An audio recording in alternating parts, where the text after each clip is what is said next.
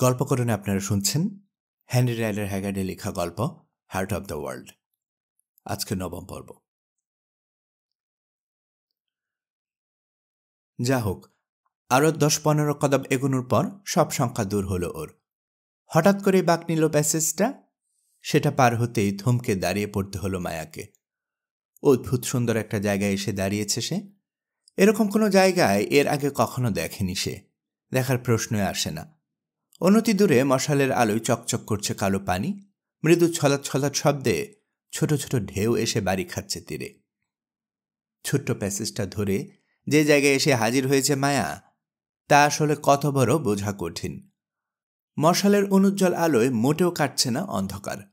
চারপাশে স্ট্যালাকটাইটের সাদা সাদা স্তম্ভ নেমে এসেছে গুহার ছাদ থেকে মেঝে পর্যন্ত। তবে এগুলোর গঠন প্রকৃতি দেখে অনুমান করা যায় কোনো এককালে পরিচর্যার উদ্দেশ্যে মানুষ হাত লাগিয়েছিল। এগুলোর প্রায় মাঝখানে ৩০ ফুটের মতো ব্যাস বিশিষ্ট একটা মৃত্তিকা গহ্বর। সেখানে থই থই করছে পানি।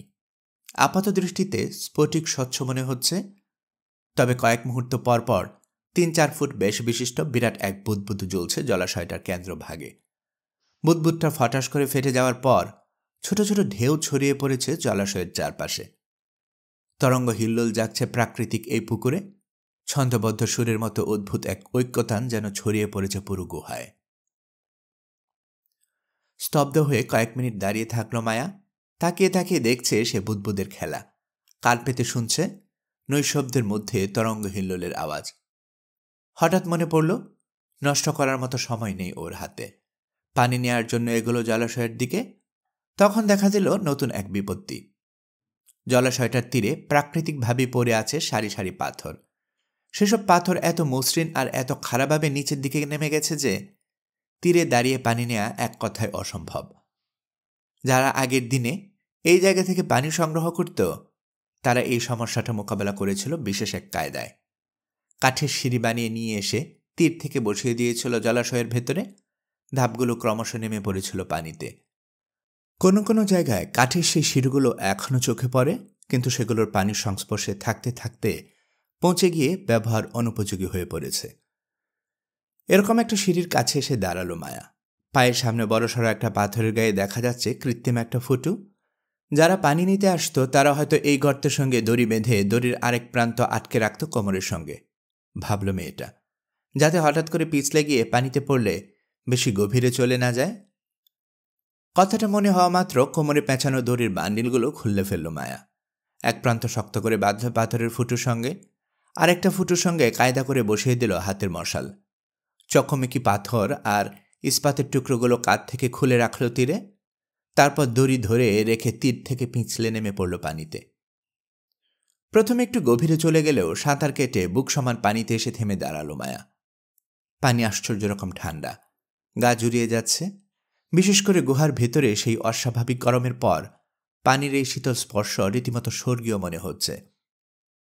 ৩-৪ বার ডুব দিল মায়া। ওর ঘন চুলে ভিজে লেপটে গেল ঘাড়ে, কাঁধে। দুহাতে কিছুটা পানি সরিয়ে পান করল যথেষ্ট পরিমাণে। তারপর কাঁধ থেকে খুলে ফেলল মশকটা। ভালো মতো ধুয়ে নিল সেটা, পানিতে পূর্ণ করল। মশকটা জায়গা মতো ঝুলিয়ে নিয়ে দড়ি ধরে উঠে এলো তীরে। আগের মশালটা নিভু নিভু করছে, তাই নতুন একটা মশাল জ্বালালো। চকমকি পাথর আর ইস্পাত কুড়িয়ে নিয়ে ফিরতি পথ ধরল। সেই কুলিঙ্গিগুলোর কাছে ফিরে এসে থামল সে। বিশ্রাম নিল কিছুক্ষণ। টের পাচ্ছে উচ্চতা ভীতিটা আবার ধীরে ধীরে গ্রাস করে নিচ্ছে ওকে। ঠিক ১০১টা ধাপ উঠতে হবে। নামার সময় গুনেছে সে। দেরি করা মানে ভয় বাড়িয়ে দেয়া। কাজেই উঠতে শুরু করল মায়া। উঠছে আর এক একটা ধাপ গুনছে সে। নামার চেয়ে উঠা অনেক কঠিন। ৫০টা কুলিঙ্গি পার হবার পর ক্লান্তি চেপে বসল মায়ের শরীরে। দেয়ালের সঙ্গে গাল, বুক, প্যাট ঠেসে ধরে অনেকক্ষণ একভাবে দাঁড়িয়ে থাকল সে। তারপর আবার উঠতে শুরু করল বেচারি। শুধু ইচ্ছাশক্তির উপর ভর করে পার হল ৭৫তম কুলিঙ্গি। কিন্তু না, আর পারছে না সে। মনে হচ্ছে দম আটকে মরবে এক্ষুনি। ব্যথায় টনটন করছে ডান পা। উঠতে গিয়ে বেশিরভাগ সময় ওই পায়ের উপরেই শরীরের ভর বইতে হচ্ছে ওকে। হাতের আঙ্গুলগুলোতে আর দুই কনুইয়ের কাছে মনে হচ্ছে কোনো সাড়া নেই। ইচ্ছে করছে লাফিয়ে নিচে পড়ে গিয়ে সব যন্ত্রণার অবসান ঘটিয়ে দিতে। তখনই সিনিয়র স্ট্রিকল্যান্ডের কথা আবারও একবার মনে পড়ল ওর। মনে জোর পেতে সিনিয়রের নাম ধরে কয়েকবার ডাকল সে। আসলে নামটা শোনালো নিজেকেই। নিভন্ত প্রদীপের কিছু তেল দিলে তা যেভাবে হঠাৎ করে উজ্জ্বল হয়ে চলতে থাকে, সেভাবে বাড়ল মেয়েটার ক্ষয়িষ্ণু ইচ্ছাশক্তি। উঠতে শুরু করলো আবার। উঠছে মায়া, একটা একটা করে কুলিঙ্গি পার হচ্ছে। উঠছে না বলে শরীরটা টেনে টেনে উপরে তুলছে বললেই মানায় বেশি।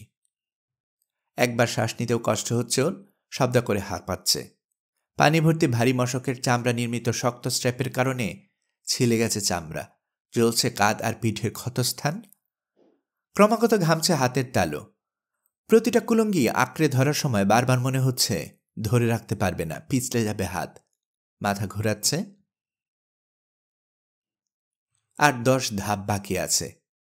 মায়ের এত ক্লান্ত লাগছে যে একবার ওর মনে হলো সব বোঝা কাঁধ থেকে খসিয়ে ফেলে দিতে না পারলে এই 10 ধাপ অতিক্রম করতে পারবে না। কিন্তু মরে গেলেও এই কাজ করবে না সে। আর 3 ধাপ বাকি। মায়ের চোখের সামনে ঝাপসা হয়ে আসছে সবকিছু। কেউ যেন কালো একটা কাপড় দিয়ে আস্তে আস্তে ঢেকে দিচ্ছে ওর 2 চোখ। টের পাচ্ছে জ্ঞান হারাচ্ছে সে। প্রচণ্ড ইচ্ছাশক্তির জোরে নিজেকে সামলে রাখল। উঠল আরও 1 ধাপ, তারপর আরেকটা, তারপর পা রাখল শেষের ধাপে। 2 হাত দিয়ে আঁকড়ে ধরল কুয়ার মুখ। শরীরটা কোনো রকমে টেনে তুলল কুয়া মুখের উপরে। মনে হচ্ছে কেউ যেন প্রচণ্ড শক্তিতে টেনে ধরে রেখেছে ওর নিচ থেকে, কিছুতেই উঠতে দেবে না উপরে। আবারও সিনিয়র স্ট্রিকল্যান্ডের নাম ধরে ডাকল সে। তারপর কুয়ামুখ টপকে কিভাবে নামল মাটিতে বলতে পারবে না, কিন্তু নামা মাত্রই জ্ঞান হারিয়ে লুটিয়ে পড়ল। জ্ঞান ফেরার পর দেখল মাটিতে কাত হয়ে পড়ে আছে। একটা পা তখনও খসাতে পারেনি কুয়ামুখ থেকে। আতঙ্কে অস্ফুট গঙ্গাটি বেরিয়ে এলো ওর গলা দিয়ে। একটানে পাটাকে ছড়িয়ে নিল। উঠে বসার চেষ্টা করল, কিন্তু পারল না। খুব কাহিল লাগছে। মনে হচ্ছে একটুও শক্তি নেই শরীরে।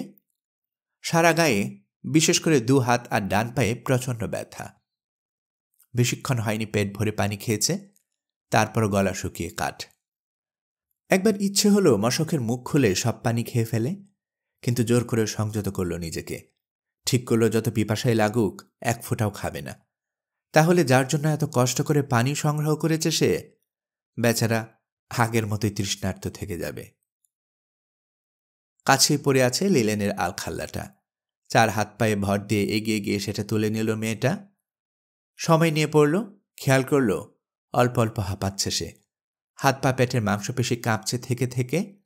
কাঁধ আর পিঠের ক্ষতস্থান জ্বালা করছে আগের মতোই। পানির মশক আর অন্যান্য জিনিসপত্রগুলো আবার কাঁধে ঝুলালো সে। এবার রওনা হবে ক্যাম্পের উদ্দেশ্যে। তবে চলতে শুরু করার আগে শেষবারের মতো ঘাড় ঘুরিয়ে তাকালো কুয়ামুখের দিকে।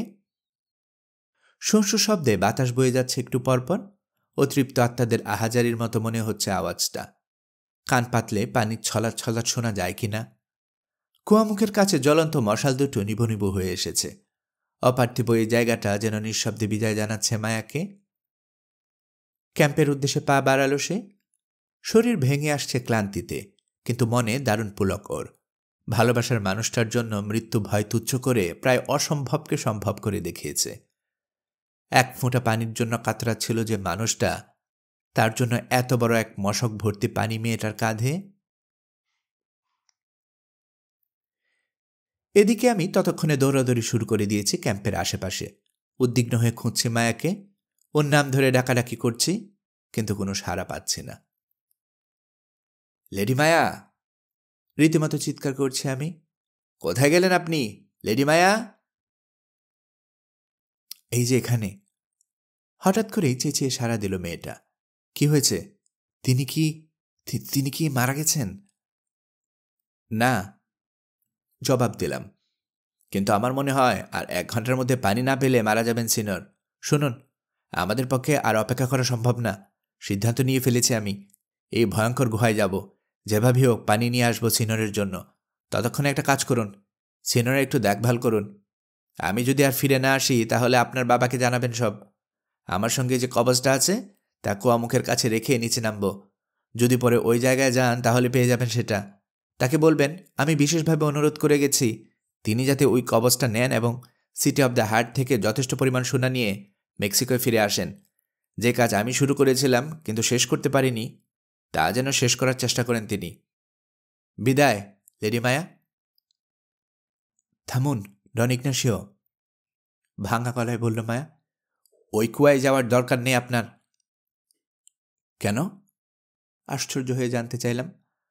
কারণ সেখান থেকে পানি নিয়ে এসেছে আমি। কাঁধে ঝোলানো মশকটা দেখালো সে এবং সঙ্গে সঙ্গে আবারও জ্ঞান হারিয়ে লুটিয়ে পড়ল বালির উপর। কিছুই বললাম না। কাকে বলবো? তাছাড়া কী বা বলার আছে আমার? এত আশ্চর্য লাগছে যে মনে হচ্ছে কথা বলার ক্ষমতা হারিয়ে ফেলেছি। একই সঙ্গে চরম লজ্জিত বোধ করছি। আমি পুরুষ হয়ে সিনা স্ট্রিকল্যান্ডের ঘনিষ্ঠ বন্ধু হয়ে যা করতে পারিনি, মেয়ে হয়ে তা করে দেখিয়েছে মায়া। সত্যি, একে বোধহয় বলে নিখাত প্রেম, যাকে ভালোবাসি তার জন্য প্রয়োজনে মরতেও পারি। এক দৃষ্টিতে কিছুক্ষণ তাকিয়ে থাকলাম অজ্ঞান মায়ার দিকে। তারপর পাঁজা কুলে করে তুলে নিলাম ওকে, নিয়ে গেলাম ক্যাম্পে। আরেকটা ক্যাম্পে বেড আছে, তাতে শুইয়ে দিলাম। ওর কাঁধ থেকে পানির মশক আর অন্যান্য জিনিসপত্র খুলে নিলাম। একটা কাপ নিয়ে এসে তাতে কিছুটা পানি ঢাললাম মশক থেকে। কাপটা নিয়ে তাড়াহুড়ো করে হাজির হলাম আমার বন্ধুর কাছে। ইতিমধ্যে কোমায় চলে গেছেন তিনি। একেবারে স্থির হয়ে পড়ে আছেন বিছানায়। কিছুক্ষণ পর পর গুঙ্গিয়ে উঠছেন চরম যন্ত্রণায়। প্রথমে পানি ছিটা দিলাম তার চেহারায়। কাপের পানিতে আঙ্গুল ভিজিয়ে আঙ্গুলটা কয়েকবার বুলিয়ে দিলাম খটখটে শুকনো ঠোঁটে। আশ্চর্য ব্যাপার, অজ্ঞান অবস্থাতেই কিভাবে যেন বুঝতে পারলেন সিনর তার ঠোঁট ভিজে গেছে। কিছুটা হলেও রং ফিরল তার চেহারায়। মুমূর্ষু ব্যক্তি মরার আগে শেষবারের মতো যেভাবে চোখ খুলে তাকায়, সেভাবে তাকালেন আমার দিকে। পানি, অত্যন্ত দুর্বল গলায় বললেন কোনো রকমে। পানির স্বাদ পাচ্ছি আমি। আমার হাতে ধরা কাপটা দেখলেন তিনি, বুঝতে পারলেন কাপে পানি আছে। এত কাহিল অবস্থাতেও উঠে বসলেন শরীরের শেষ শক্তিটুকু খরচ করে। কাপটা নেয়ার জন্য হাত বাড়িয়ে দিলেন। তার হাতে দিলাম কাপটা। বলা ভালো, আমার হাত থেকে ছিনিয়ে নিলেন তিনি। এক চুমুকে খালি করে ফেললেন। আরও, শুধু গলায় না, সারা শরীর কাঁপছে সিনরের। আরও পানি দাও আমাকে। কিন্তু সঙ্গে সঙ্গে পানি দিলাম না তাকে। একেবারে এতখানি পানি খেয়ে ফেললে ক্ষতি হতে পারে। বেশ কিছুক্ষণ কাকতি মিনতি করল সিনর। তারপর আরেক কাপ খেতে দিলাম তাকে। এভাবে 1 ঘন্টা ধরে একটু একটু করে পানি খাওয়ালাম। তার তৃষ্ণা পুরোটা না হলেও কিছুটা মিটল। শরীরের কাঁপুনি কমে এলো অনেকখানি। খেয়াল করলাম কালো হয়ে আসা ঠোঁটে রং ফিরতে শুরু করেছে। স্বাভাবিক উজ্জ্বলতা ফিরে পেয়েছে 2 চোখ। পানি কে এনেছে? অনেকখানি ধাতস্থ হওয়ার পর জানতে চাইলেন সিনিয়র। যেই এনে থাকুক, তার কাছে সারা জীবন কৃতজ্ঞ হয়ে থাকলেন আপনি, বললাম আমি। ঠিক, মাথা ঝাঁকালেন সিনিয়র। কিন্তু এনেছে কে? আগামীকাল বলি, আজ বরং আরাম করে ঘুমুন। যদি এক ঘুমে রাত পার করে দিতে পারেন, তাহলে কাল সকালে উঠে দেখবেন আপনার শরীরটা আগের মতো তরতাজা হয়ে গেছে। আর কিছু না বলে বিছানায় গায়ে এলিয়ে দিলেন সিনিয়র। চোখ বন্ধ করলেন। করার মতো তেমন কিছু নেই, তাই আমিও শুয়ে পড়লাম। এতক্ষণের উদ্বেগ উৎকণ্ঠা কেটে যাবার পর হঠাৎ করেই যেন জড়িয়ে আসছে 2 চোখের পাথা। কখন ঘুমিয়ে পড়লাম নিজেও জানি না। আজও খেয়াল আছে, ঘুমের মধ্যে স্বপ্নে দেখেছিলাম সে রাতে আমি যেন দাঁড়িয়ে আছি সুবিস্তৃত কোনো মাঠে। অনতি দূরে বসে আছে মায়া। ওর কোলে মাথা রেখে শুয়ে আছেন সিনর স্ট্রিকল্যান্ড। তিনি ঘুমিয়ে আছেন না মারা গেছেন বোঝা যাচ্ছে না। তার এক হাতে আমার তরবারিটা, যেটা দিয়ে হত্যা করেছেন ডন হোসেকে। মায়ের 2 চোখে বিষণ্ণ দৃষ্টি, বোধহয় ছলছল করছে 2 চোখ। কি করবে ভেবে পাচ্ছে না বেচারি। অনেক দূরে, বোধহয় দিগন্ত রেখার কাছে, ভোরের বারন্ত আলোর পটভূমিতে দেখা যাচ্ছে স্বর্ণ শহরের রাজপ্রাসাদ। কে বা কারা যেন আগুন লাগিয়ে দিয়েছে সেখানে। কিন্তু সে আগুন আর কিছু না, পুড়ে যাচ্ছে স্বাধীন মেক্সিকোর পতাকা। আমার সারা জীবনের আরাধনা। পরদিন সূর্য উদয়ের সময় ঘুম থেকে উঠে হাত মুখ ধুয়ে নিলাম। আগুন জ্বালালাম। সকালের নাস্তা হিসেবে স্যুপ বানাবো। এখনও ঘুমাচ্ছেন সিনর। মায়ের ঘুম ভেঙেছে সম্ভবত, কারণ ওকে বেশ কয়েকবার এপাশ ওপাশ করতে দেখেছি। শুয়ে শুয়ে কিছু ভাবছে হয়তো, অথবা হয়তো তাকিয়ে আছে সিনরের দিকে। কাজে ব্যস্ত আমি। এমন সময় পেছনে পায়ের আওয়াজ পেয়ে ঘাড় ঘুরিয়ে তাকিয়ে দেখি মায়া এগিয়ে আসছে আমার দিকে। বেচারির হাত ও পায়ের পাতা ফুলে গেছে। লেডি মায়া, প্রথমবারের মতো বাও করলাম মেয়েটাকে। আপনার সাহসের প্রশংসা না করে পারছি না। কাল রাতে উত্তেজনায় মাথা ঠিক রাখতে না পেরে উল্টাপাল্টা কিছু কথা বলে ফেলেছি আপনাকে, সেজন্য আমি ক্ষমা প্রার্থী। আসলে দোষ আমারই, মেয়েদেরকে দু চোখে দেখতে পারি না আমি।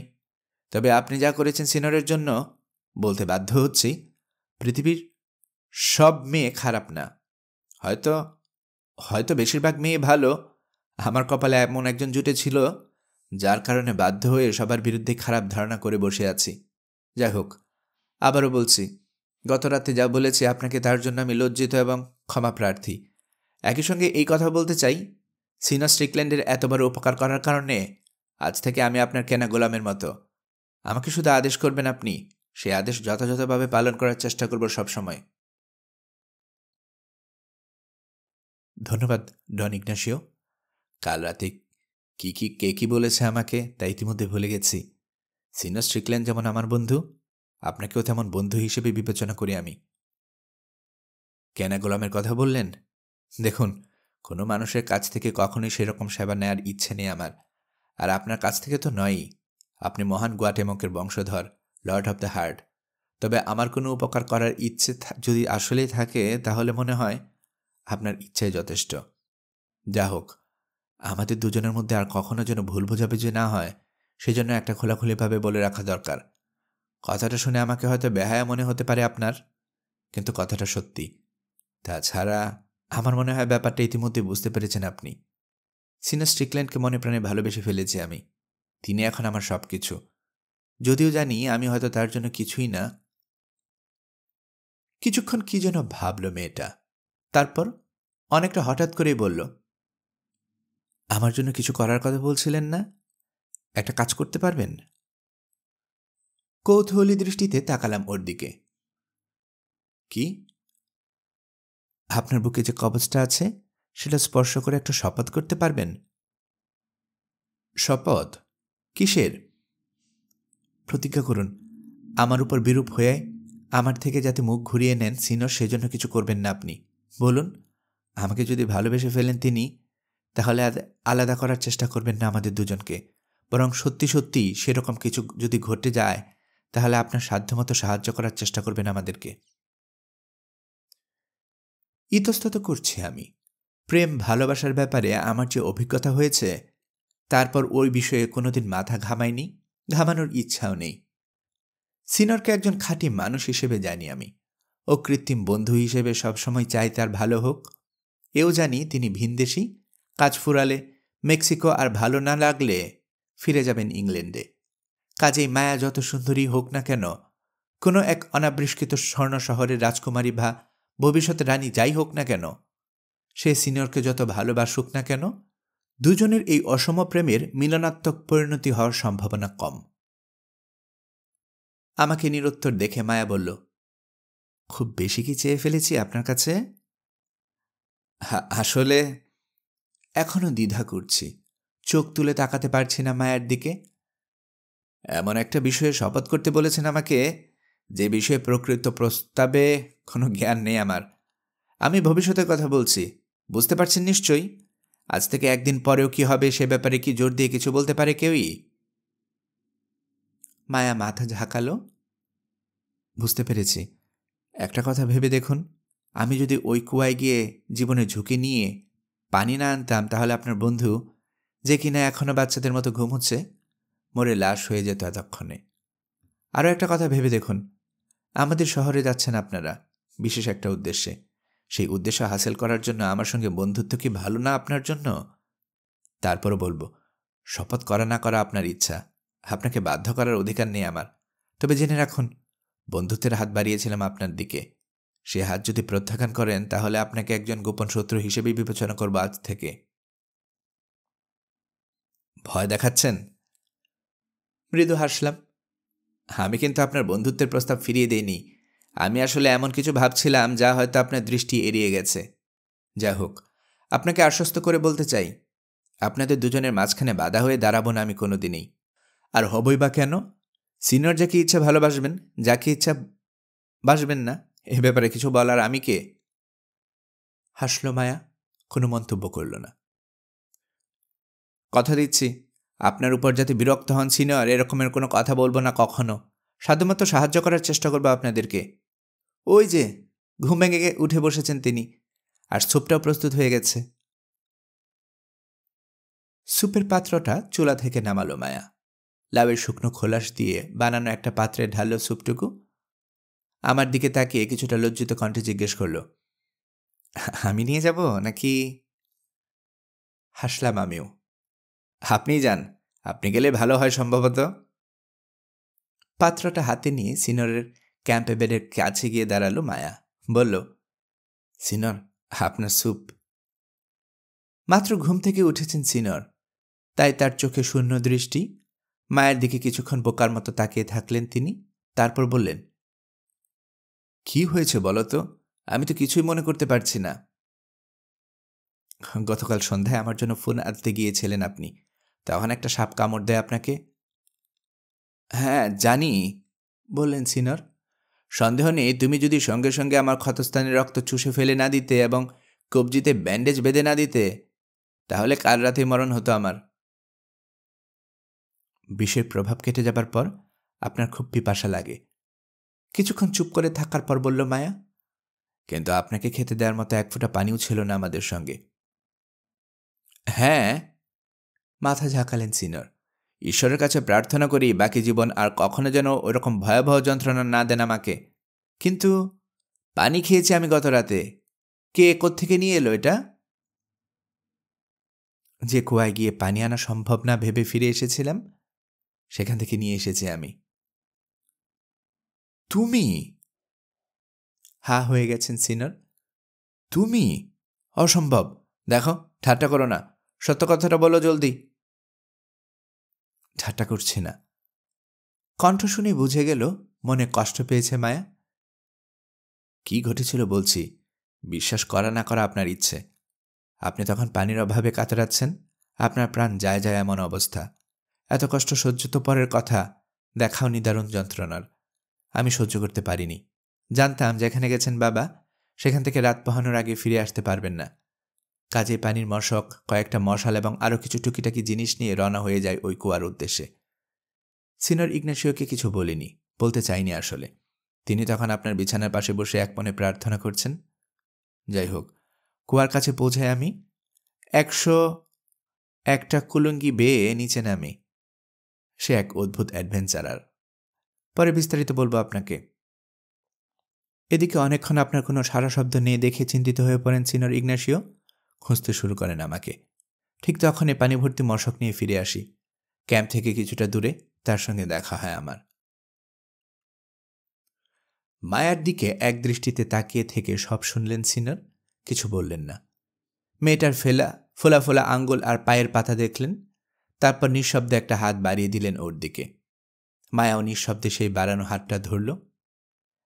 এভাবে মরুভূমির মধ্যে অদ্ভুত এক পদ্ধতিতে বাগদান হয়ে গেল দুজনের মধ্যে।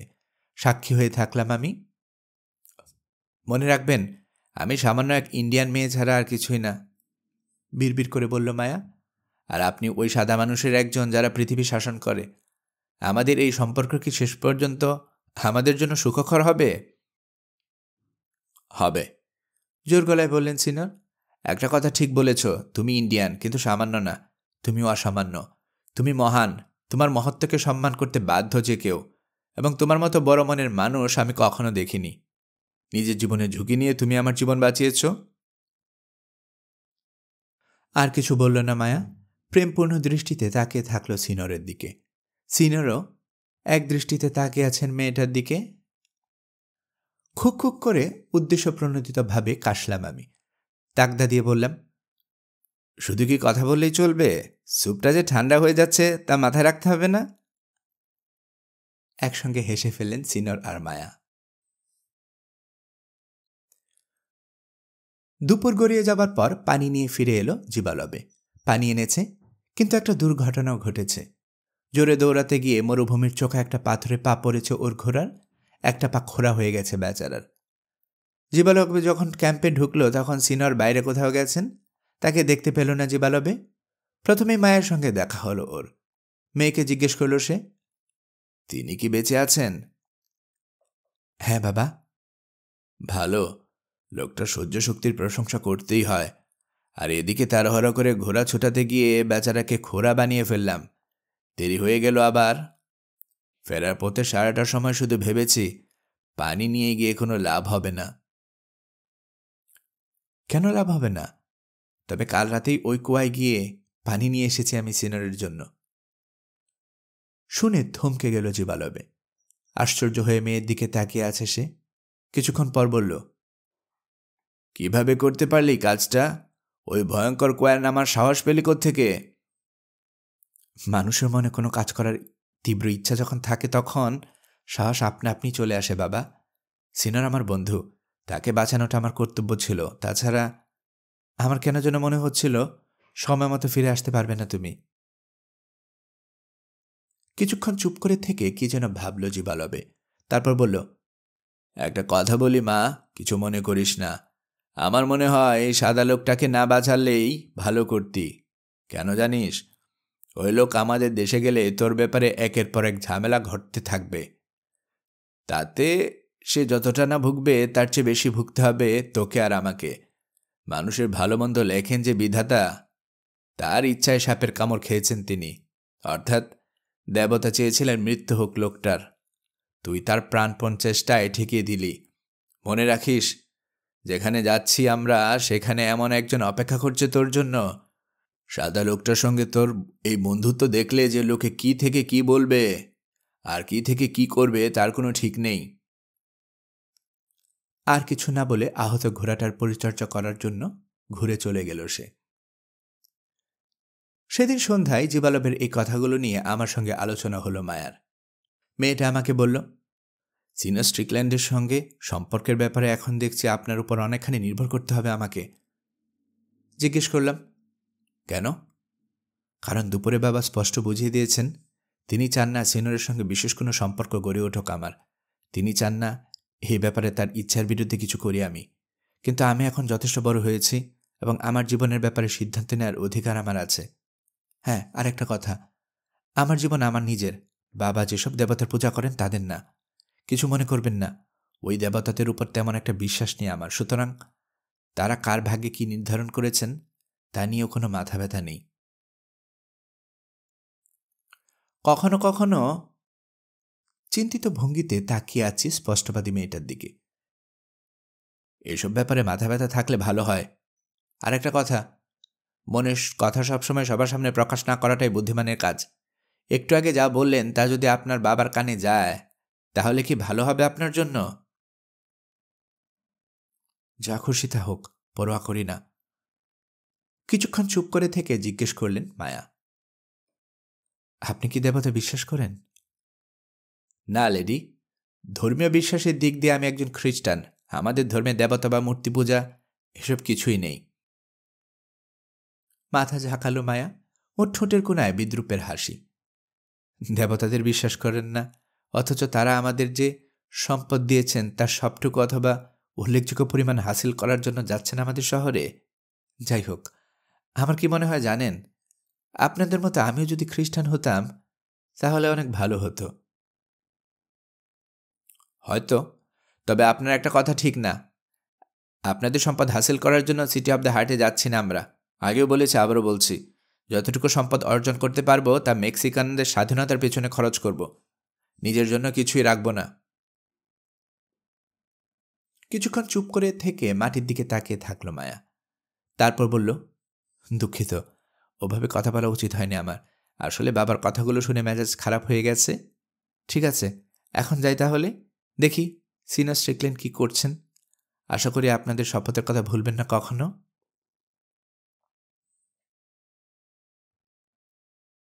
আরও 2টো দিন ওই মরুভূমিতে কুয়ার কাছে ক্যাম্পে থাকলাম আমরা।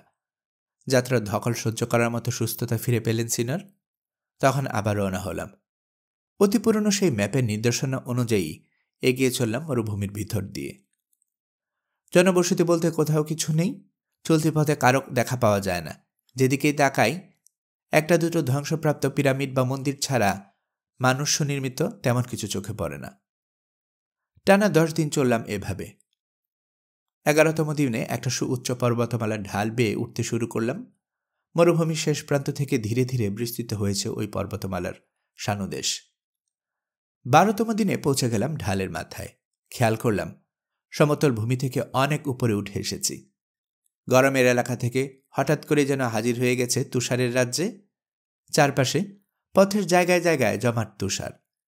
নিজেদের মধ্যে সংক্ষিপ্ত আলোচনা সেরে নিলাম আমরা। এতগুলো ঘোড়া নিয়ে এগোনোটা উচিত হবে না, কারণ ঢাল বেয়ে যত উপরে উঠছি গাছপালার পরিমাণ তত কমছে। সামনে হয়তো কিছুই পাওয়া যাবে না, তখন না খেতে পেরে মরবে ঘোড়াগুলো। একটা তো খোঁড়া হয়ে আছে আগেই, বাকি যে 3টা আছে সেগুলো ছেড়ে দিলাম। ইচ্ছে হলে ঘুরে বেড়াবে ঢালের উপর, ইচ্ছে হলে নেমে যাবে নিচে। তাছাড়া যতটা অনুমান করতে পারছি সামনে পথ অনেক খাড়া। ঘোড়া নিয়ে সে পথে যাত্রা করা যাবে কিনা সন্দেহ। আমাদের সঙ্গে খাবার তেমন একটা নেই, পানি আছে আরও কম। সুতরাং সে রাতে একরকম ক্ষুধার্ত পিপাসার্থ অবস্থাতেই ঘুমিয়ে পড়লাম। কম্বল বা আলখাল্লা বলতে যার কাছে যা আছে তাই ভালো মতো জড়িয়ে নিয়ে শরীরের সঙ্গে শুয়ে পড়লাম। কিন্তু শুয়ে থাকা পর্যন্তই ঘুম আসছে না। প্রচণ্ড ঠান্ডায় সমানে কাঁপছি, দাঁতে দাঁত বাড়ি খাচ্ছে, চেষ্টা করেও থামাতে পারছি না। আকাশ পরিষ্কার, কিন্তু কোত্থেকে যেন হু হু শব্দে বইছে তীব্র ঠান্ডা বাতাস। দূরে পর্বতের চূড়া থেকে কিছুক্ষণ পরপর ধসে পড়ছে জমাট তুষারের স্তূপ। চাপা গুমগুম শব্দে কাঁপন ধরে যাচ্ছে বুকের ভেতর। পরদিন সকালে আমি আর জীবালবে দাঁড়িয়ে আছি পাশাপাশি। ছায়ের মতো সাদা আকাশে ফুটছে ভোরের আলো। জীবালবেকে জিজ্ঞেস করলাম, ওই তুষারের রাজ্য পাড়ি দিয়ে আর কত দূর যেতে হবে? অনেক দূরের কালো একটা পর্বতের পিছনে দেখা দিয়েছে দিনের প্রথম সূর্যকিরণ। হাতের ইশারায় ওই পর্বতটা আমাকে দেখালো সে। ওটাই হচ্ছে ওই এলাকার সবচেয়ে উঁচু পর্বত। ওই পর্বতটা পার হতে হবে আমাদেরকে। হতাশ হয়ে তাকিয়ে থাকলাম পর্বতটার দিকে। ওটা পার হতে কতদিন লাগবে? হাসল জীবালবে। কোনো সমস্যা না হলে আজ রাতের মধ্যেই ওখানে পৌঁছে যাওয়ার কথা। হালকা নাস্তা খেয়ে আবার শুরু হলো আমাদের যাত্রা। ঘন্টার পর ঘন্টা কেটে যাচ্ছে, নিঃশব্দে এগিয়ে চলেছে আমরা। এবার সবার আগে জীবালবে। চলতে চলতে হঠাৎ করেই খেয়াল করলাম ঝকঝকে এবং অত্যুজ্জ্বল তুষারের কারণে ধাঁধা লাগছে চোখে। ঠিকমতো দেখতে পাচ্ছি না। এই অবস্থাকে বলে তুষার অন্ধত্ব। বাকিদের কি অবস্থা জানি না, আমি বলতে গেলে কানার মতো হাতড়ে হাতড়ে এগোচ্ছি। সেই সঙ্গে যুক্ত হয়েছে উচ্চতা ভীতি। তবে সৌভাগ্যবশত ঢালটা খুব বেশি খাড়া না। উঠতে কষ্ট হচ্ছে ঠিকই, কিন্তু সামলে নিতে পারছি। বিকেল নাগাদ 4টা কালো পর্বতের পাদদেশে হাজির হতে পারলাম। মায়ের দিকে তাকালেন সিনর। তোমার বাড়ির কাছাকাছি এসে পড়েছি আমরা, তুমি কি খুশি? একটুও না, কুমড়া মুখে বলল মেয়েটা। বরং এখানে এই বনে বাদরে যতক্ষণ আছি ততক্ষণ আমি খুশি। জানি বাড়িতে ফিরলে শুরু হবে আমার দুঃখ আর কষ্ট। উফ, আমাকে যদি সত্যি পছন্দ করেন চলুন পালিয়ে যাই, আপনাদের দেশে চলে যাই। বলতে বলতে সিনরের হাত খামচে ধরল মায়া। উদ্গ্রীব হয়ে তাকিয়ে আছি তার দিকে। কিন্তু তোমার বাবার কি হবে জানতে চাইলেন সিনর। ইগনাসিওর কি হবে, যে গুরুদায়িত্ব কাঁধে নিয়েছে? তা কি করে শেষ করবে ওরা? বাবার চেয়ে আমি কি আপনার কাছে বেশি গুরুত্বপূর্ণ না? অবশ্য বন্ধুত্বের কথা যদি বলেন, আমি জানি ইগনেশিওকে আমার চেয়ে বেশি পছন্দ করেন আপনি। না মায়া, কথাটা ঠিক না। আসলে এত কষ্ট করে এত দূর আসার পর তোমাদের শহরটা না দেখে ফিরে যেতে ইচ্ছে করছে না। ঠিক আছে। সিনরের হাত ছেড়ে দিল মেয়েটা। আপনার যা খুশি, চলুন। বাবা বোধহয় কোনো একটা রাস্তা খুঁজে পেয়েছেন, ডাকছেন আমাদেরকে। পর্বতের পাদদেশে ছড়িয়ে ছিটিয়ে আছে ছোট বড় অসংখ্য বোল্ডার। সেগুলোর মধ্য দিয়ে 100 কদমের মতো এগোলাম আমরা। গিয়ে দাঁড়ালাম জীবালবে যেখানে দাঁড়িয়ে আছে সেখানে। পাহাড়ি দেয়ালে ভর দিয়েছে সে। আপাত দৃষ্টিতে মনে হচ্ছে কোনো ফাটল বা পথ নেই ওই দেয়ালের গায়ে। আপনাদেরকে বিশ্বাস করি আমি, বলে উঠল জীবালবে, কিন্তু উপায় নেই আমার। আগেও বোধহয় বলেছি, বাইরের কোনো লোককে আমাদের শহরে নিয়ে যাওয়ার নিয়ম নেই, তারপরও নিয়ে যাচ্ছি আপনাদেরকে। কিন্তু পথ যাতে চিনে ফেলতে না পারেন সেজন্য ব্যবস্থা করতে হবে আমাকে। মেয়ের দিকে তাকালো সে। এদিকে আয় মা, ওই ভিনদেশীদের চোখ বেঁধে ফেল। এগিয়ে এলো মায়া। সিনুরের চোখ বাঁধার সময় শুনলাম ফিসফিস করে বলছে, ভয় পাবেন না, আমি আছি। হাত ধরাধরি করে এগোতে শুরু করলাম আমরা। কোথায় নিয়ে যাওয়া হচ্ছে আমাদেরকে বুঝতে পারছি না। কিছুদূর এগোনোর পর থামতে বলা হলো। থামলাম। গুরুগম্ভীর একটা আওয়াজ শোনা গেল। এমন সময় বোঝা যাচ্ছে ভারী কিছুটা সরাচ্ছে আমাদের পথ প্রদর্শকরা। কিছুক্ষণ পর আবার চলতে শুরু করলাম। এবার নামছি খাড়া একটা ঢাল বেয়ে। যথেষ্ট ধীরগতিতে বুঝতে পারছি নিচু ছাদওয়ালা সরু একটা প্যাসেজের ভিতর দিয়ে নিয়ে যাওয়া হচ্ছে আমাদেরকে। প্যাসেজটা এত সরু যে চলার সময় বারবার দেয়ালের সঙ্গে ঘষা খাচ্ছে আমার কাঁধ। কখনো কখনো আমাদের পথ প্রদর্শকদের কথা মতো থেমে দাঁড়াতে হচ্ছে। পাহাড়ি দেয়ালের সঙ্গে বুক লাগিয়ে ইঞ্চি ইঞ্চি করে এগোতে হচ্ছে। কখনো আবার নোয়াতে হচ্ছে মাথা, কখনো তীক্ষ্ণ বাঁক পার হতে হচ্ছে হাত ধরাধরি করে। শেষ পর্যন্ত টের পেলাম চৌড়া হতে শুরু করেছে প্যাসেজটা। মাটিও আগের মতো পাথুরে না, বরং সমতলে বলা চলে। ওদের চোখের পট্টি খুলে দে, মায়াকে বলল জিবালবে। খুলে দিল মায়া। চোখে আলো সইয়ে নিতে সময় লাগলো কিছুক্ষণ। কৌতূহলী দৃষ্টিতে এদিকে সেদিকে তাকালাম। যতদূর মনে হচ্ছে অগ্নুৎপাতের ফলে পর্বতের পাদদেশে সৃষ্ট কোনো গভীর ফাটলের পাদদেশে হাজির হয়েছি। আবার তাকালাম চারপাশে। না, এই ফাটল মনুষ্য নির্মিত হতে পারেই না। আগুন আর পানি ছাড়া অন্য কিছু দ্বারা এরকম কোনো ফাটল বানানো সম্ভব না, এবং কাজটা যে শুধু প্রকৃতি করতে পারে সেটাই সত্যি। আমাদের পায়ের নিচে চমৎকার একটা রাস্তা। চমৎকার বলছি কারণ এই কদিন যেসব পথ অতিক্রম করেছি তার তুলনায় এই রাস্তাটাকে বিশেষায়িত করার জন্য অন্য কোনো শব্দ মনে আসছে না। যথেষ্ট মজবুত করে বানানো হয়েছে রাস্তাটা। আশ্চর্যজনক হলেও সত্য, রাস্তার দুধারে জায়গায় জায়গায় অল্প কিছু জমাট তুষার। তবে তুষারের জন্য পথ চলতে কষ্ট হচ্ছে বলে মনে হয় না। দুপাশে মাথা উঁচু করে দাঁড়িয়ে আছে কালো কালো পাহাড়ি চূড়া। প্রতিটা চূড়ায় মৌচাকের মতো ছোট বড় দরজা। মই ছাড়া ওইসব দরজার কাছাকাছি যাওয়া সম্ভব না। ওইসব কি? জিজ্ঞেস করলাম জিবালবাকে।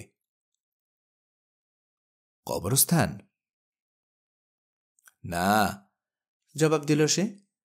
থাকার জায়গা, সোজা কথায় ঘর বাড়ি। শুনেছি এককালে এখানে মানুষ থাকত।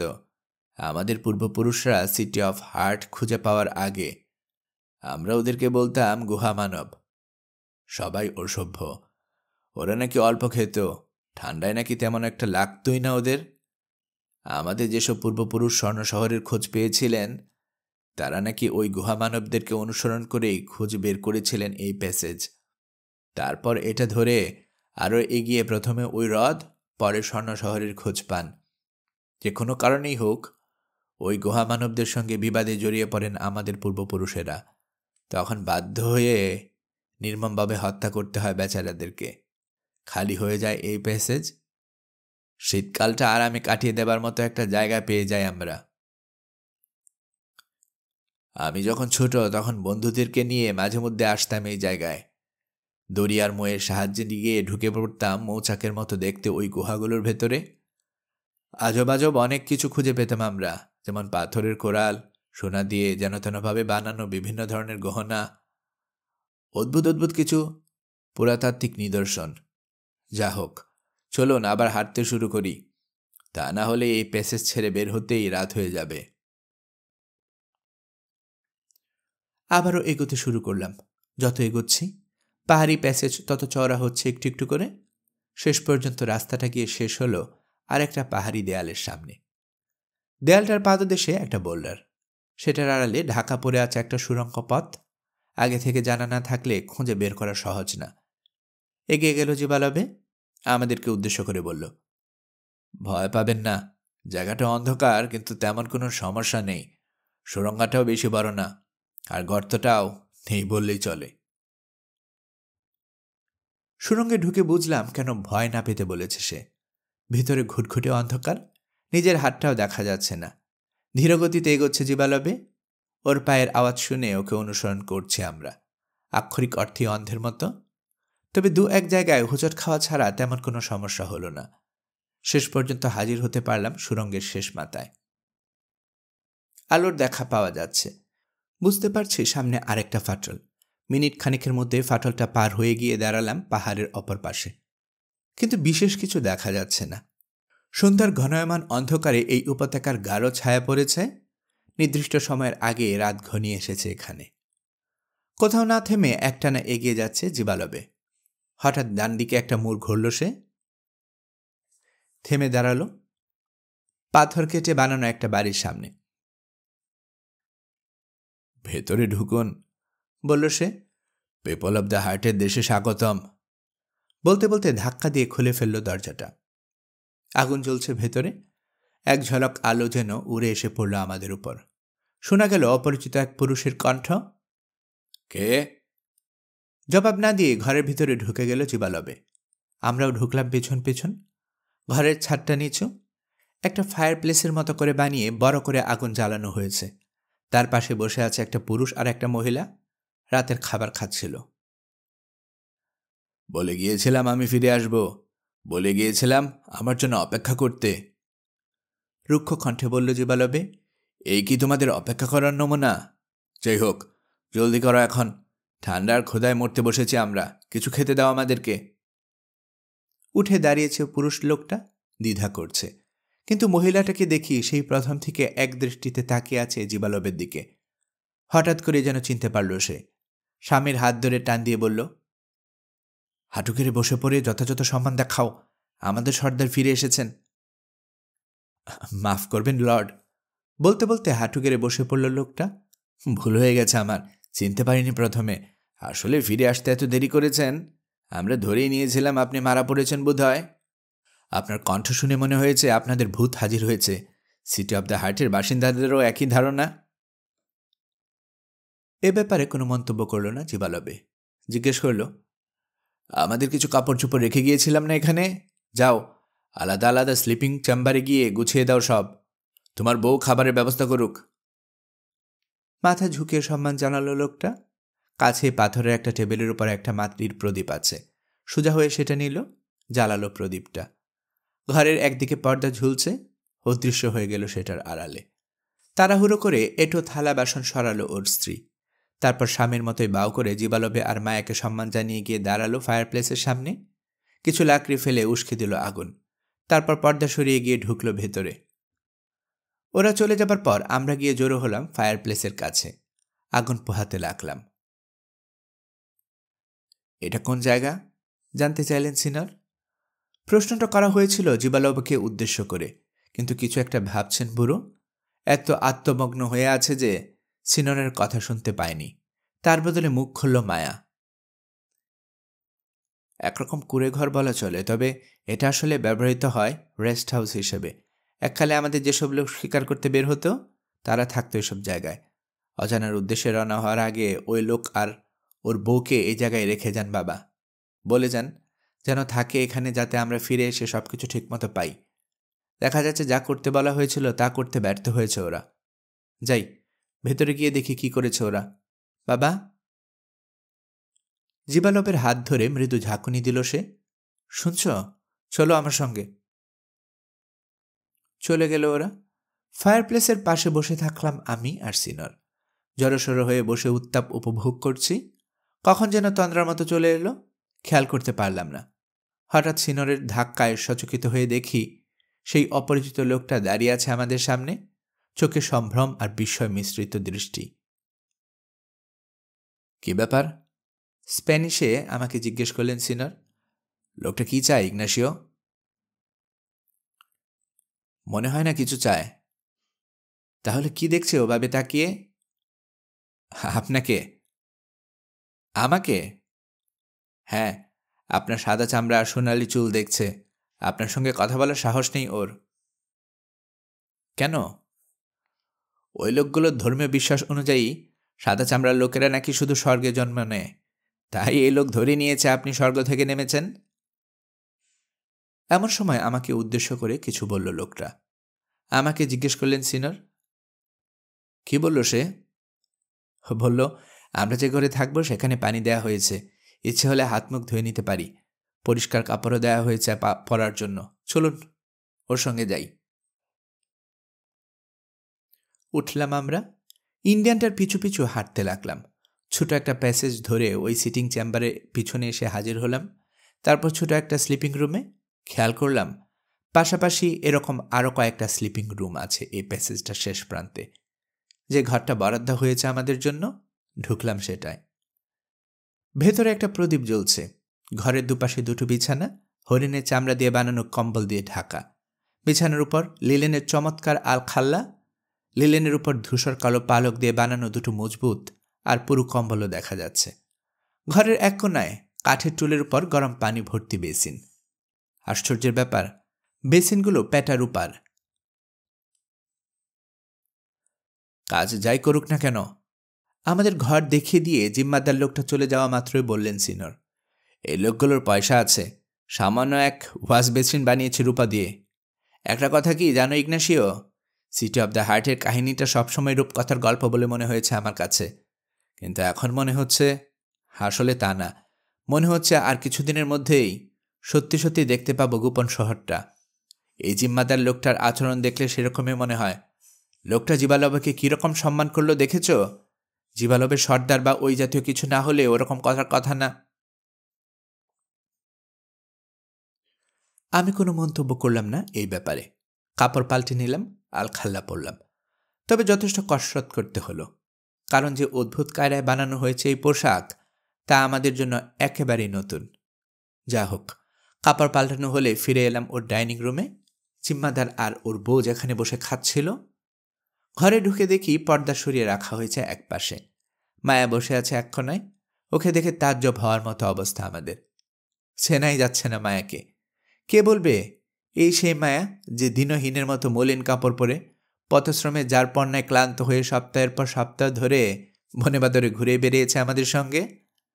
এখন ওর পরনে তুষার সাদা একটা আলখাল্লা, সবুজ সুতোয় চমৎকার নকশির কাজ আলখাল্লাটার প্রান্ত ভাগে, সোনালি সুতো দিয়ে বুকের উপর হৃৎপিণ্ডের প্রতীক চিহ্ন আঁকা, পায়ে সবুজ পাতার কাজ করা স্যান্ডেল, গলায় কবজিতে কোমরে গোড়ালিতে খাঁটি সোনার বলয়।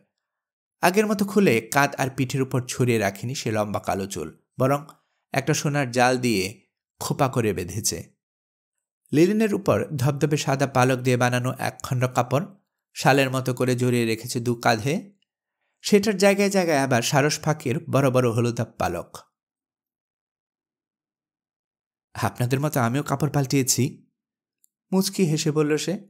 আমার দিকে আশ্চর্য হয়ে তাকিয়ে আছেন। পোশাকটা বোধ হয় মানায়নি আমার গায়ে, তাই না? মানায়নি? সিনিয়রের কণ্ঠে নিখাদ বিষয়। এত চমৎকার পোশাক আর কখনো দেখেছি বলে মনে হয় না। এত সামান্য পোশাক দেখেননি? এবার তাজ্জব হবার পালা মায়ার। তাহলে আমার জন্য অন্য কাপড়গুলো দেখলে কি করবেন? মানে সেগুলো আরও সুন্দর নাকি? অবশ্যই, অন্তত আমার দৃষ্টিতে তো বটেই। এটা আমার সবচেয়ে সাধারণ পোশাক। একটু অপেক্ষা করুন, আমি যখন রাজকীয় আলখাল্লা পরব তখন দেখবেন আমাকে কেমন লাগে। ওই আলখাল্লার বিশেষত্ব? হৃৎপিণ্ডের আকৃতিতে কাটা বড় বড় পান্না বসানো আছে পোশাকটাতে। আলো পড়লে চকচক করতে থাকে পান্নাগুলো। চিন্তিত ভঙ্গিতে ভ্রু কোঁচকালেন সিনিয়র। আমি কি ভাবছি জানো? কি জানতে চাইল মায়া। তুমি নাকি তোমার পোশাক, কোনটা বেশি সুন্দর? হেসে ফেলল মেয়েটা, লজ্জা পেয়েছে। চুপ করুন। কপট শাসনের সুর ওর কণ্ঠে। এখন থেকে সবার সামনে এত খোলামেলাভাবে কথা বলবেন না আমার সঙ্গে। বনে বাদরে যখন একসঙ্গে ছিলাম আমরা, আমি ছিলাম এক অসহায় ইন্ডিয়ান মেয়ে আর আপনি সাহসী সহযোদ্ধা, কিন্তু এখানে আমি লেডি অব দ্য হার্ট। ভবিষ্যতে কি হবে জানি না, তবে এখানে এসে এখনো পর্যন্ত অন্তত একটা উপকার হয়েছে আমার। টানা 6 সপ্তাহের বেশি ধূমপান করতে পারিনি। একরকম কাতরতা পেয়ে বসেছে আমাকে। এখানে এসে দেখি স্থানীয় কায়দায় সংগৃহীত তামাক সিগারেটের মতো রোল করে ধূমপানের কাজ চালিয়ে নিচ্ছে ইন্ডিয়ান লোকটা। আমি বারবার ওই সিগারেটের দিকে তাকাচ্ছি দেখে আমাকে বেশ কিছু সিগারেট দিল জীবালবে।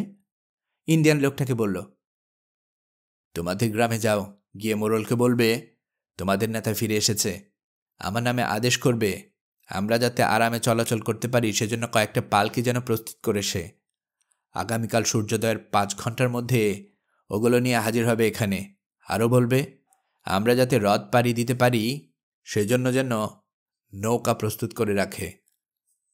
আর ওর কাছে ওর জীবনের যদি কোনো দাম থাকে তাহলে আমাদের আসার খবর যেন ভুলেও পাচার না করে সিটি অব দ্য হার্টে।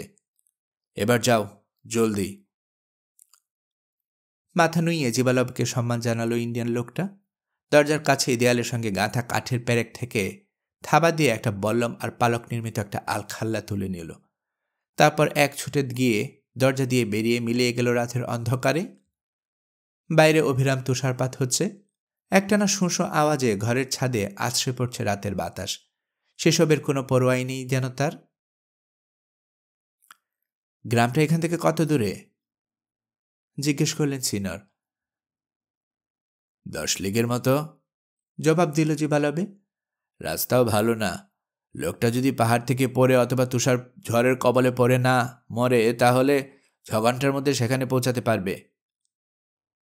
মেয়ের দিকে তাকালো সে।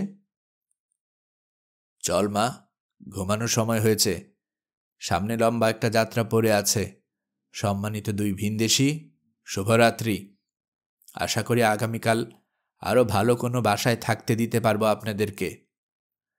আমাদের উদ্দেশ্যে বাউ করে ঘর ছেড়ে বেরিয়ে গেল সে। মায়াও উঠে দাঁড়িয়েছে। সিনরের দিকে কিছুটা এগিয়ে গেল, হাত বাড়িয়ে দিল। হাতটা ধরলেন সিনর, আলতো করে চুমু খেলেন। মেয়েটা চলে যাবার পর আমাকে বললেন তিনি, এতদিন পর তামাকের স্বাদ পেয়ে কি ভালোই না লাগছে। না ইগনাসিও, একটু দাঁড়াও। এখনই ঘুমাতে যেও না। আরেকটা সিগারেট ধরাও, আরেক গ্লাস মদ নাও। এসো কিছুক্ষণ কথা বলি দুজনে। আমার কি মনে হচ্ছে জানো? মনে হচ্ছে অনেক পাল্টে গেছে জিবালবে। ওর সম্বন্ধে কখনোই তেমন কোনো উঁচু ধারণা ছিল না আমার। তারপরও কেন যেন ওর চালচলন ঠিক বুঝতে পারছি না। বুঝতে পারছেন না, তাই তো? কিন্তু আমার মনে হয় আমি পারছি। কিছু কিছু খ্রিস্টান যা জগজমন হয়, এই লোকও তেমন অতিমাত্রায় গোড়া এবং আমার মতো কল্পনা বিলাসী। কোনো নির্দিষ্ট ব্যাপারে নির্দিষ্ট কিছু উচ্চাকাঙ্ক্ষা আছে লোকটার, এবং যতদূর মনে হয় সে স্বৈরাচারী। এই ধরনের লোক বিনিময় ছাড়া কখনোই কোনো ত্যাগ স্বীকার করে না। অথচ এই লোকটার কত সাহস আর সৎ মনে করেছিলাম প্রথম দেখায়। ভেবেছিলাম এই বয়সে একমাত্র সন্তান, তাও আবার মেয়েকে নিয়ে এতদূর গিয়ে কত মহৎ একটা উদ্দেশ্য নিয়ে গেছে। শত শত লিগ পাড়ি দিয়েছে খেয়ে না খেয়ে, যে কাজ ওর আগে ওর জ্ঞাতি গোষ্ঠীর মধ্যে কেউ কখনো প্রজন্মেও করতে পারেনি। একবার ভেবে দেখুন ব্যাপারটা। ওর দেশের লোকেরা ওকে বলতে গেলে দেবতার মতো ভক্তি শ্রদ্ধা করত। সব ছেড়ে সামান্য এক কবিরাজের ছদ্মবেশে কোত্থেকে কোন পর্যন্ত গিয়েছে সে। এমনকি একদল জঘন্য দুর্বৃত্ত আরেকটু হলেই ওর মেয়ের চরমতম সর্বনাশ করে দিত। তবু মুখ খোলেননি। এত কিছু কেন সে করেছে জানেন? কারণ সে বিশ্বাস করে যা অর্জন করার জন্য এত কষ্ট করেছে সে তা পেয়ে গেছে। কি অর্জন করার জন্য এত কষ্ট করেছে জিবালবে?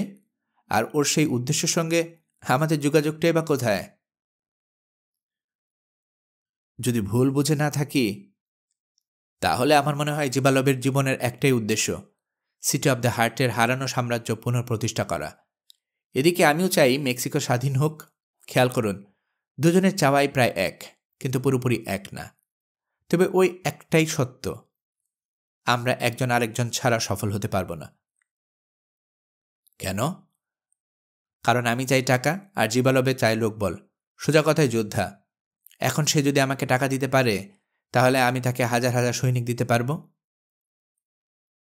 আমার কি মনে হয় জানো, তুমি বা তোমার যতটা সহজ ভাবছো ব্যাপারটা এতটা সহজ না।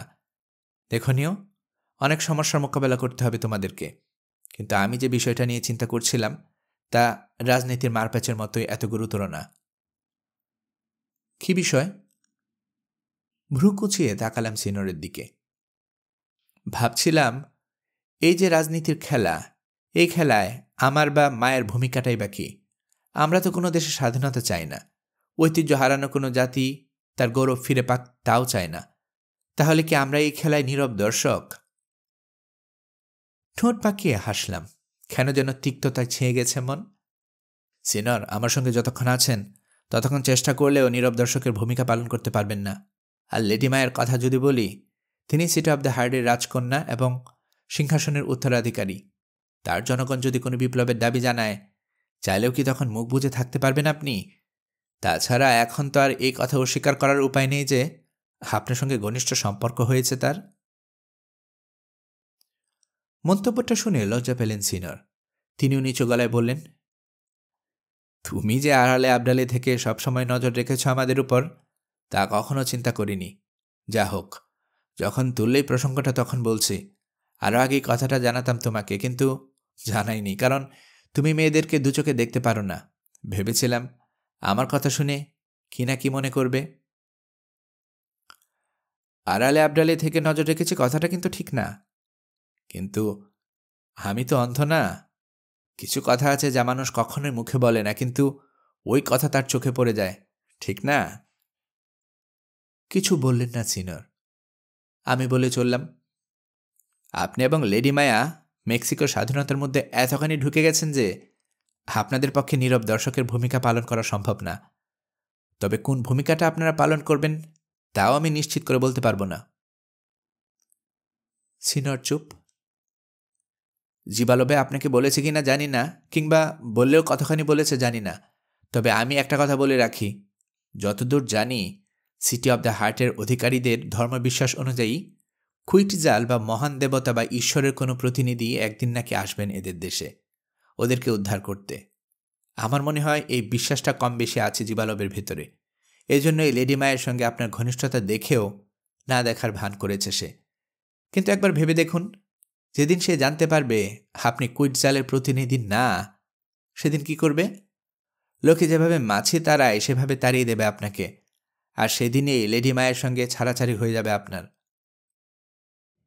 কোনোদিনই হবে না বললেন বটে, কিন্তু সিনিয়রের গলায় জোর নেই। আমি বেঁচে থাকতে আমার কাছ থেকে মায়াকে আলাদা করতে পারবে না কেউই। মাথা ঝাঁকালাম। হ্যাঁ, আপনি বেঁচে থাকলে আপনার কাছ থেকে লেডি মায়াকে আলাদা করা কঠিনই হবে, কারণ ইতিহাস বলে গোরা যাজক আর স্বৈরাচারী রাজাদের বিরুদ্ধে যে বা যারা কিছু করেছে তাদের বেশিরভাগের পরিণতি ভালো হয়নি। তারপরও আপনার বন্ধু হিসেবে বলবো, সতর্ক হন, কিন্তু সাহস হারাবেন না। মনে রাখবেন আমি সবসময় আছি আপনার পাশে। তাছাড়া লেডি মায়ের কাছেও প্রতিজ্ঞা করেছি আপনাদেরকে যথাসম্ভব সাহায্য করব। আমিও সবসময় তোমার পাশে আছি। হাত বাড়িয়ে আমার হাত ধরলেন সিনিয়র, চাপ দিলেন। অনেক কথা হলো, রাতও হয়েছে অনেক, চলো এবার ঘুমিয়ে পড়ি। তবে একটা ব্যাপারে নিশ্চিত থাকো, যদি আমিও না মরি অথবা যদি মায়ের মরণ না হয়, তাহলে ওকে বিয়ে করবই। আর কিছু না বলে উঠে দাঁড়ালাম আমি। গল্পকরণে এতক্ষণ আপনারা শুনছিলেন হ্যান্ডি রাইডার হ্যাগার্ডের লেখা গল্প হার্ট অব দ্য ওয়ার্ল্ড এর 9ম পর্ব। আমি নিয়মিতভাবে গল্প পাঠ করে আপনাদেরকে শোনাচ্ছি। গল্প পাঠ ভালো মনে করে থাকলে আমার এই গল্পটি আপনার বন্ধুবান্ধব প্রিয়জন সবার কাছে শেয়ার করবেন, তাতে করে তারা এই গল্পটি শোনার সুযোগ পাবে। আপনারা ভালো থাকবেন সেই প্রত্যাশা এখানে বিদায় নিচ্ছি।